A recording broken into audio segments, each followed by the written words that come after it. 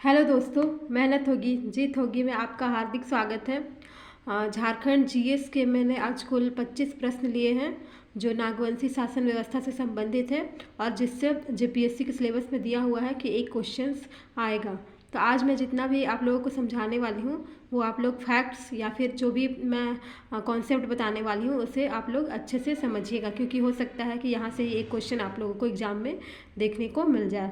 तो मैंने आप लोगों को इससे पहले वाले लेक्चर में बताया था मुंडा शासन व्यवस्था के बारे में।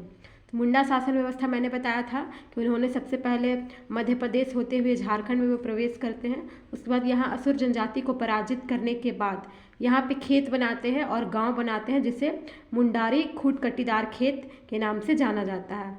लेकिन बाद में जब जो मुंडा जनजाति है, मुंडा शासन व्यवस्था के जो अंतिम राजा हुए जिनका नाम था मदरा मुंडा, उन्होंने अपनी जो शासन व्यवस्था है उससे नागवंशियों को स्थानांतरित कर दी गई, क्योंकि उस समय जो नागवंशी के प्रथम राजा होने वाले थे वो फनी मुकुट राय थे, जिनका लालन पोषण जो है मदरा मुंडा के द्वारा ही किया गया था, जिन्होंने फनी मुकुट राय को अपने अंडर में रखा, उन्हें पाला पोसा और अपनी सत्ता को है नागवंशी शासन व्यवस्था को स्थानांतरित की। यानी कि जो मुंडा शासन व्यवस्था है वो बाद में नागवंशी शासन व्यवस्था के नाम से जाना जाने लगा। तो आज हम लोग देखने वाले हैं नागवंशी शासन व्यवस्था को। तो जो नागवंशी शासन व्यवस्था था मेनली वो रांची के क्षेत्र में या फिर दक्षिणी छोटानागपुर के क्षेत्र में, यानी कि गुमला, रांची, सिमडेगा के आसपास के क्षेत्र में ही देखने को हमें मिलता था उस टाइम। ठीक है, तो जो ये नागवंशी शासन व्यवस्था है वो रांची और दक्षिणी छोटानागपुर के एरिया में ही फैला हुआ था। जैसे मैंने बताया था आप लोगों को कि जो मुंडा शासन व्यवस्था है वो 3 टायर था, तो ये जो नागवंशी शासन व्यवस्था है ये भी हमारा 3 टायर है। ठीक है, लेकिन इसमें क्या किया गया, जो नागवंशी राजा थे उन्होंने जो मुंडा की शासन व्यवस्था थे उनमें ज़्यादा परिवर्तन यानी ज़्यादा चेंजेस नहीं लाया, बल्कि उन्होंने बस क्या किया, जैसे कि मुंडा जनजाति की शासन व्यवस्था में भी ग्राम स्थान पर जो पंचायत होता था या जो ग्राम लेवल था जिसे हम लोग हातू बोलते थे, जिसका प्रधान हम लोग मुंडा को कहते थे, तो इसके ऊपर मैंने बताया था 5 से 8 गाँव को मिलाकर पट्टी बनाई जाती थी जिसके प्रधान को मानकी कहा जाता था, और 12 से 20 गाँव को मिलाकर के ऊपर में हमारा पढ़ा बनाया जाता था जिसके प्रधान को पढ़ा राजा कहा जाता था। लेकिन इसमें क्या किया गया, ग्राम को उसी अवस्था में छोड़ दिया गया, बस जो बीच का है यानी कि जो हमारा पट्टी था, पट्टी को हटा दिया गया, पट्टी के बदले में पढ़ा को ही रहने दिया गया और उसके ऊपर राज यानी कि उसके ऊपर राजा थे, यानी कि सबसे नीचे हमारा ग्राम स्तर पर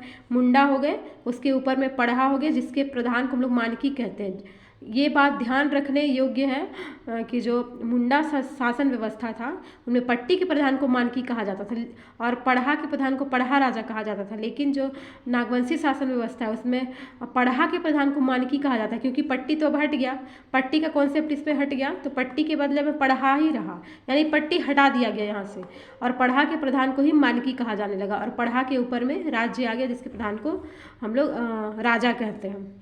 तो इसमें कुल मिलाकर ये हुआ, जिसको हम लोग ऐसे समझ सकते हैं वर्तमान संदर्भ में, जैसे वर्तमान संदर्भ में हम लोग समझते हैं कि ग्राम होता है, गांव के ऊपर में हमारा ब्लॉक होता है, ब्लॉक के ऊपर में जिला होता है और जिला के ऊपर में राज्य होता है। तो इसको भी हम लोग इसी तरह से समझते हैं, ये गांव हो गया, तो गांव के ऊपर जो ब्लॉक था यानी कि जो पट्टी था उसको हटा दिया गया, अब डायरेक्ट हम लोग जिला पे आ गए। ठीक है, तो जिला को यहाँ पे मान लीजिए पढ़ा कहा गया और जिला के ऊपर जो हमारा स्टेट होता है तो स्टेट के ऊपर हमारा राजा हो गया। समझ में आ गया, जैसे ग्राम हो गया, ग्राम के ऊपर हमारा जिला हो गया, जिला के ऊपर हमारा स्टेट हो गया, यानी कि बीच का जो ब्लॉक लेवल था उसको हटा दिया गया, जो कि मुंडा जनजाति में ब्लॉक भी था जिसको हम लोग पट्टी कहते थे, जिसके प्रधान को मानकी कहते थे। चूंकि यहाँ पट्टी नहीं रहा तो पढ़ा के प्रधान को ही मानकी कहा जाने लगा, तो ग्राम लेवल पर मुंडा, उस बाद पढ़ा, मानकी, उस बाद राज्य में राजा। तो अब हम लोग क्वेश्चन के माध्यम से समझने का प्रयास करते हैं। किस जनजाति की शासन व्यवस्था नागवंशियों को स्थानांतरित की गई। मैंने आप लोगों को अभी बताया कि जो मुंडा जनजाति का जो अंतिम राजा था जिसे हम लोग मंदरा मुंडा जिनका नाम था, उन्होंने क्या किया, फनी मुकुट राय जो था उनका पालन पोषण किया और उन्हें ही अपनी सत्ता को हस्तांतरित कर दिया गया। और जो मुंडा शासन व्यवस्था है उनका फिर नया एक नया वंश का स्थापना हुआ जिसको नागवंशी शासन व्यवस्था के नाम से जानते हैं या नागवंशी वंश के नाम से हम लोग जानते हैं। तो मुंडाओं के द्वारा नागवंशियों को शासन व्यवस्था को हस्तांतरित किया गया और कब किया गया, तो 64 ईस्वी में। और अगर आप लोगों को शताब्दी पूछता है तो ये हमारा प्रथम शताब्दी हो जाएगा। ठीक है, अब दूसरा क्वेश्चन हम लोग देखते हैं। मुंडा जनजाति के शासन व्यवस्था के अंतर्गत किस मुंडा राजा ने फनी मुकुट राय को अपनी सत्ता को हस्तांतरित किया? मैंने बताया था ये मुंडा जनजाति का अंतिम राजा मदरा मुंडा था। और अगर प्रथम पूछेगा जो असुर जनजाति को पराजित किया था और लगभग 40,000 मुंडाओं को लेकर झारखंड में प्रवेश किए थे, वो हमारे रीसा मुंडा थे। ठीक है, अब नेक्स्ट हम लोग देखते हैं कि जो ये फनी मुकुट राय को जो सत्ता मिली तो इसकी राजधानी कहाँ थी, यानी कि जो फनी मुकुट राय है इन्होंने अपनी राजधानी कहाँ बनाया था? तो इन्होंने अपनी राजधानी सुतियाम्बे में बनाया था। ठीक है, कहाँ बनाया था? सुतियाम्बे में बनाया था। ठीक, नजराना से आप क्या समझते हैं? तो ऐसा क्वेश्चन आप लोग को पूछ सकता है, क्योंकि क्वेश्चन का जो पूछने का पैटर्न है वो चेंज हो रहा है। तो ये हो सकता है आप लोगों से पूछ ले नजराना से आप क्या समझते हैं। तो जो नागवंशी राजा है, नागवंशी राजाओं द्वारा मुगलों को दिया जाने वाला टैक्स जो कि अनियमित था। देखिए इसको मैं पहले समझा देती हूँ। जैसे कि जो पहले मुंडा शासन व्यवस्था था उनमें भी किसी प्रकार का जनता से कोई भी टैक्स नहीं लिया जाता था।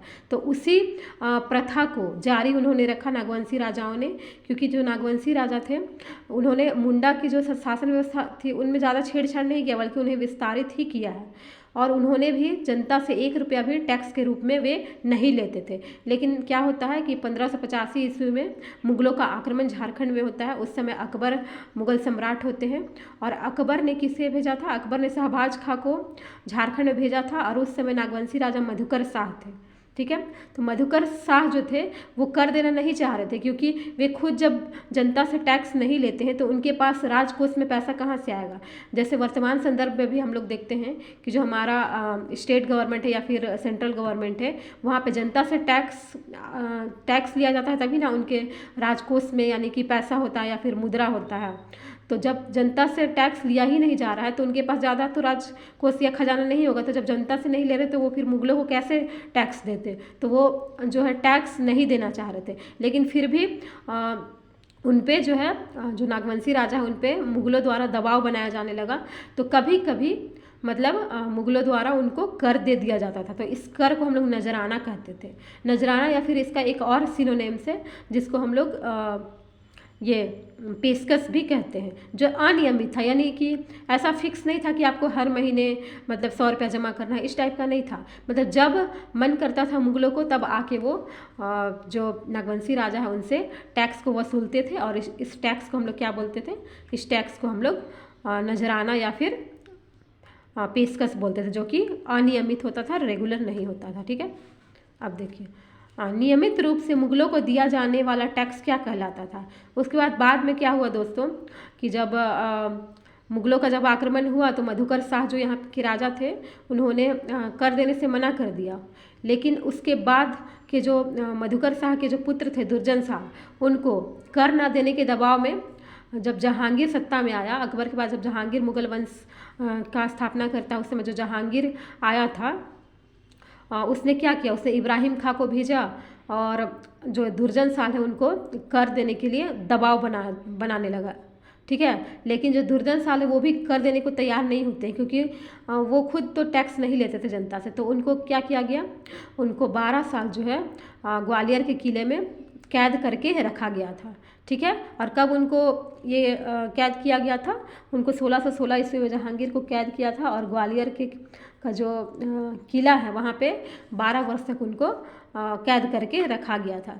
किंतु जब बाद में पता चला कि जो दुर्जन शाह है वो हीरो का पारखी है और जो जहांगीर वगैरह थे उनका यहाँ आने का मतलब मेन मकसद क्या था? उस समय जो शंख नदी हमारा जो गुमला से निकलती है और शंख नदी में बहुत मात्रा में वहाँ हीरा पाए जाते थे और जो दुर्जन शाह था वो हीरो का पारखी था। जब जहांगीर को इस बात का पता लगा तो उन्होंने क्या किया? दुर्जन शाह को बाहर निकाल दिया और उनके साथ एक समझौता किया। क्यों निकाला गया? क्योंकि वो हीरो का बहुत बड़ा पारखी था। ठीक है, और उनके साथ एक समझौता किया गया कि आप 6,000 रुपया सालाना टैक्स हमको देंगे। तो जो ये हमारा दुर्जन शाह है वो भी मान गए और तब जनता में फिर कर का दबाव बढ़ने लगा, क्योंकि जब राजकोष में मतलब उस टाइप का कुछ टैक्स का सिस्टम था नहीं, तो कुछ वैसा मुद्रा की कमी हो रही थी, मतलब भार पड़ रहा था उन लोगों पे। तो वो भी क्या किए? उन लोग के द्वारा भी टैक्स को वसूला जाने लगा और जो टैक्स को वसूलते थे उन्हें जागीरदार कहा जाता था, उन अधिकारी को। ठीक है, तो वही जो नियमित टैक्स होने लगा नियमित रूप से, क्योंकि अब तो जहांगीर को हर साल 6,000 रुपया जो है जो दुर्जन साल है उसको हर साल 6,000 रुपये जहांगीर को देना पड़ रहा था, और 6,000 रुपया उस समय बहुत बड़ी राशि मानी जाती थी। तो इसलिए अब जनता पर भी दबाव बनाया जाने लगा और जनता को भी नियमित रूप से टैक्स देने को मजबूर किया गया। तो फिर उस टैक्स को हम लोग मालगुजारी कहते थे, और इस मालगुजारी को जो वसूलने वाला अधिकारी है उसे जागीरदार कहा जाता था। ठीक है, समझ में आ गया। हम अगला देखते हैं। नागवंशी शासन व्यवस्था में गांव के प्रधान, कहीं मैंने बताया गांव के प्रधान को मुंडा ही कहा जाता था, क्योंकि मुंडा जनजाति की शासन व्यवस्था से ली गई है, तो गांव में कोई चेंजेस नहीं किया गया तो मुंडा ही होगा। अब पढ़ा के प्रधान को मानकी कहा जाता था, मैंने अभी बताया, और जो कि मुंडा जनजाति की शासन व्यवस्था से उनमें पट्टी के प्रधान को मानकी कहा जाता था। पढ़ा में मानकी पढ़ा के प्रधान को कहा जाता है, और जिसे भूइहर भी कहा जाता था। ये भी इम्पोर्टेंट है, क्योंकि ये भी पूछता है कि जो नागवंशी शासन व्यवस्था है उनमें जो मानकी है, मानकी को और किस नाम से जाना जाता था, तो हमारा भूइहर हो जाएगा। ठीक है, अब अभी मैंने बताया कि मालगुजारी वसूलने का कार्य किसके द्वारा किया जाता था, तो ये जागीरदार के द्वारा किया जाता था।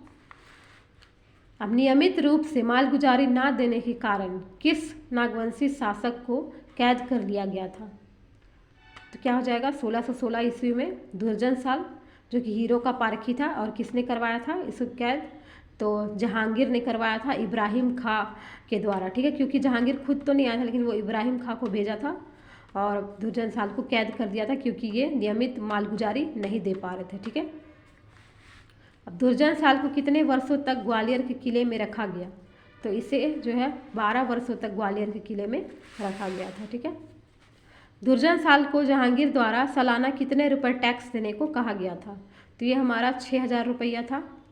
और कब इसको रिहा किया गया था, जहांगीर के द्वारा दुर्जन साल को कब रिहा किया गया, तो ये हमारा 1627 ईस्वी में इन्हें रिहा किया गया था। ठीक है, अब देखिए ये तो मुगलों वाला हो गया, मुगलों वाला भी आगे मैं और थोड़ा सा बताऊंगी, लेकिन एक यहाँ पे फैक्ट आ गया है कि 1765 ईस्वी में ईस्ट इंडिया कंपनी को बंगाल, बिहार, उड़ीसा की दीवानी मिलने के पश्चात नागवंशी शासक किस काउंसिल के प्रति उत्तरदायी हो गए थे, तो ये एक फैक्ट है, इसको आप लोग देख लीजिएगा, पटना काउंसिल होगा इसका आंसर। जो ईस्ट इंडिया कंपनी था 1765 ईस्वी में, बंगाल, बिहार, उड़ीसा को क्या हुआ, दीवानी मिल रहा था, नागवंशी शासक जो है 1200 रुपये की धनराशि जो है पटना काउंसिल को देने को मजबूर हो गए थे। अब मुगलों का आक्रमण कब होता है, तो 1585 ईस्वी में जब अकबर थे उस समय मुगलों का आक्रमण होता है। उस समय यहाँ के नागवंशी राजा कौन थे, मधुकर शाह थे यहाँ के नागवंशी राजा, और अकबर ने किन्हें भेजा था, तो शाहबाज खां को अकबर ने 1585 ईस्वी में यहाँ पे भेजा था टैक्स के कलेक्शन के लिए। ठीक है, क्योंकि जो हमारा 1765 में जो दीवानी मिला था तो उसके तहत टैक्स तो वो बाद में लिया ही जाएगा, लेकिन उस समय जब मुगलों का आक्रमण होता है उस समय 1585 में जो है शाहबाज खां को अकबर ने भेजा था।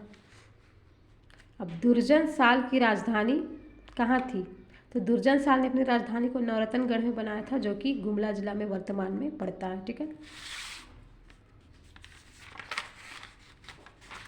अगला क्वेश्चन हम लोग देखते हैं, नागवंशी राजाओं की राजधानी, ये भी पूछता है क्रम से कि कौन सी राजधानी कब कब बनाई गई और कैसे, मतलब उसका क्रम पूछता है, तो ये इम्पॉर्टेंट है। तो देखिए सबसे पहले हमारा क्या हो जाएगा, इसमें हमारा सबसे पहला सुतियाम्बे हो जाएगा, सुतियाम्बे के बाद चुटिया, चुटिया के बाद खुखरा, खुखरा के बाद दोईसा, पालकोट, पालकोट भौरो, रातूगढ़। अब ये कैसे याद होगा, इसका मैंने एक ट्रिक बताया है। सूची ऐसे याद रखिए, सूची एक लड़की है, सूची नाम की एक लड़की है, और खुद, सूची मतलब खुद, मतलब वो अपने आप, सूची खुद, पारा, पारा मतलब आप लोग पढ़े हैं ना, ये इसका एटॉमिक नंबर 80 है, साइंस में पढ़े होंगे, पारा मरकरी, जो कि एकमात्र धातु है जो लिक्विड फॉर्म में है। तो इसको ऐसे ही याद रखिए, सूची खुद पारा, तो ये कैसे हो जाएगा, सूची, सू से सुतियाम्बे, चू से चुटिया हो गया, खू से खुखरा, द से दोईसा, और पालकोट, प से पालकोट, फिर से पालकोट भौरो, तो जो बड़ा वाला है वो बाद में रहेगा, पहले पालकोट और बड़ा वाला बाद में पालकोट भौरो, और रातूगढ़ से रा, तो सूची खुद पारा, याद हो गया ये ट्रिक। ठीक है, सूची खुद पारा, सुतियाम्बे, चुटिया, खुखरा, दोईसागढ़, पालकोट, पालकोट भौरो, उसके बाद रातूगढ़। ठीक है, अब लंबे समय तक किस वंश ने शासन किया, ये भी इम्पोर्टेंट क्वेश्चन है, क्योंकि नागवंशी जो राजा है उनका शासन जो है 64वीं ईस्वी से प्रारंभ होता है, और 64वीं ईस्वी से प्रारंभ होने के पश्चात जब तक भारत आज़ाद होता है उस समय तक इन लोगों का शासन चलता था। सबसे लंबे समय तक इस वंश ने शासन किया था। ठीक है, अब देखिए किसने कौन सा राजधानी बनाया था, इसको तो आप लोग को याद करना पड़ेगा। इसके लिए मेरे पास ट्रिक नहीं है, 2-3 बार आप लोग देखिएगा तो याद हो जाएगा। सुतियांबे सबसे पहला तो सबको को याद रहता है, सुतियांबे फनी मुकुट राय ने बनाया था। चुटिया प्रताप राय, चुटिया किसने बनाया था, तो प्रताप राय ने बनाया था। खुखरा भीमकर ने बनाया था, खुखरा भीमकर ने बनाया था। दोईसा दुर्जनशाल, ये भी याद रहेगा, ये दोनों आप लोगों को याद रहेगा, एक दुर्जनशाल वाला एक याद रहेगा आप लोगों को। और सुतियांबे, चुटिया प्रताप राय, खुखरा भीमकर। पालकोट का हमारा हो जाएगा यदुनाथ शाह, पालकोट यदुनाथ शाह। पालकोट भौरव जगन्नाथ शाहदेव, पालकोट भौरव का हमारा हो जाएगा जगन्नाथ शाहदेव। रातूगढ़ का उदयनाथ, रातूगढ़ उदयनाथ। तो ये किसने कौन सी राजधानी बनाई, ये इम्पोर्टेंट है, एग्जाम में पूछता है। आप लोग ध्यान से इसे समझने का प्रयास कीजिएगा या फिर फैक्ट रट लीजिएगा। फनी मुकुट राय के घराने में कितने परगने थे, तो इनके घराने में कुल 66 परगने थे। ठीक है, एनी शाह ने जगन्नाथपुर मंदिर को कब बनवाया था, तो जो राजा एनी शाह थे उन्होंने जगन्नाथपुर मंदिर जो रांची में पड़ता है 1691 ईस्वी में इन्होंने बनाया था। और इनकी राजधानी जो थी सतरंजी थी, और ये सतरंजी जो है सोनरेखा नदी के तट पर स्थित था। ठीक है, नेक्स्ट हम लोग देखते हैं हापा मुनि मंदिर किसने बनवाया था, ये भी नागवंशी राजा थे, शिवदास कन। इन्होंने हापा मुनि मंदिर को बनवाया था, जो कि वर्तमान में गुमला जिले में पड़ता है। ठीक है, अब ये पूछता है कि किस नागवंशी शासक के शासन काल में जमींदारी उन्मूलन हुआ था, तो इसका आंसर हो जाएगा चिंतामणि शरण शाहदेव। कौन थे, चिंतामणि शरणनाथ शाहदेव, जमींदारी उन्मूलन हुआ था। ठीक है, अब नागवंश का आदि पुरुष किन्हें कहा जाता है, तो ये फनी मुकुट राय को कहा जाता है, ये तो पता ही होगा। नागवंशी का स्वर्ण काल, देखिए इसमें आप लोग कभी आंसर मत मारिएगा कि जो नागवंशी राजा है उनका स्वर्ण काल जो है फनी मुकुट राय का है, नहीं, फनी मुकुट राय का नहीं है, बल्कि ये रघुनाथ शाह का जो काल है उसको हम लोग नागवंशी राजा का स्वर्ण काल कहते हैं। ठीक है, अब शाह की उपाधि किसे दी गई थी, तो राजा जो दुर्जनशाल है हमारा, दुर्जनशाल को जहांगीर द्वारा शाह की उपाधि इसलिए दी गई थी क्योंकि वो हीरो का बहुत बड़ा पारखी था, तो इसके द्वारा जो है शाह की उपाधि दी गई थी। अब इसमें एक और फैक्ट आता है, जब अंग्रेज लोग आ गए थे तो अंग्रेज लोग भी आके जो नागवंशियों की शासन व्यवस्था है उसमें भी उन्होंने हस्तक्षेप किया था, और उन्होंने भी टैक्स सिस्टम को नागवंशी राजाओं में बहुत ज़्यादा थोपा था, क्योंकि जो 1765 में जो बंगाल बिहार उड़ीसा का दीवानी मिला था, तो उस समय झारखंड भी बंगाल और बिहार का हिस्सा हुआ करता था तो उस काल में भी नागवंशियों पर अंग्रेजों द्वारा टैक्स थोपा जा रहा था। ठीक है, तो स्थायी बंदोबस्त 1893 में लाया गया था। अब जहांगीर के काल में किसने दुर्जनशाल को कैद किया था, ये मैंने बताया था, जहांगीर खुद तो नहीं आया था, उसने इब्राहिम खां को भेजा था और उसने ही दुर्जनशाल को कैद किया था।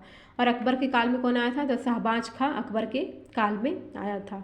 ठीक है, और एक और फैक्ट मैं बताती हूँ, जो फनी मुकुट राय है उसकी हत्या किसने की थी, तो फनी मुकुट राय की हत्या बागदेव सिंह ने की थी, जो कौन थे, रामगढ़ राज्य के शासक थे बागदेव सिंह, जिन्होंने फनी मुकुट राय की हत्या कर दी थी। तो आप लोगों को समझ में आ गया होगा, उम्मीद है आप लोगों को ये समझ में आ गया होगा नागवंशी शासन व्यवस्था। थैंक यू दोस्तों।